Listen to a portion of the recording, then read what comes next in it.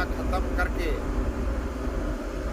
5 दिन आंध्र प्रदेश के कोस्टल में मछुआरे समाज के साथ संवाद कर आज हम उड़ीसा गोपालपुर पोर्ट में पहुंच रहे हैं।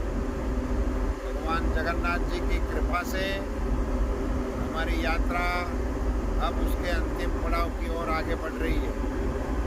उड़ीसा के बाद हमारे कोस्टल स्टेटों में से बंगाल हमारी सागर परिक्रमा के लिए बाकी रहता है। आज हमारे साथ आंध्र प्रदेश के फिशरीज मिनिस्टर हमको विशाखापट्टनम से गोपालपुर तक साथ में हमको छोड़ने के लिए आए हैं और इस तरह हमारी आज यात्रा उड़ीसा की धरती पर उतरने वाली है।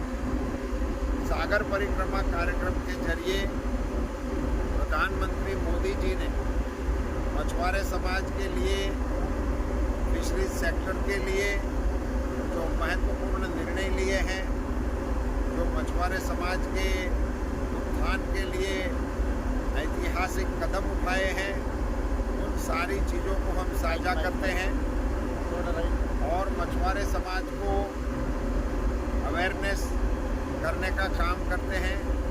भारत सरकार की योजनाएं राज्यों में और कोस्टल एरिया में किस प्रकार से लागू हो रही है, हमारी इकोसिस्टम में फिशरीज सेक्टर के इंफ्रास्ट्रक्चर का क्या स्टेटस है, क्या सुविधाएं हैं, क्या कैप्स हैं, उन सारी चीज़ों को बहुत ही अच्छी तरह से ये सागर परिक्रमा के जरिए हम जोड़ रहे हैं।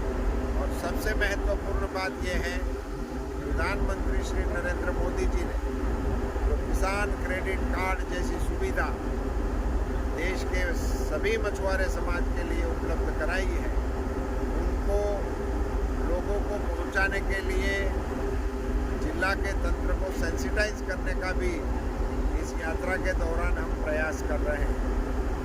धन्यवाद।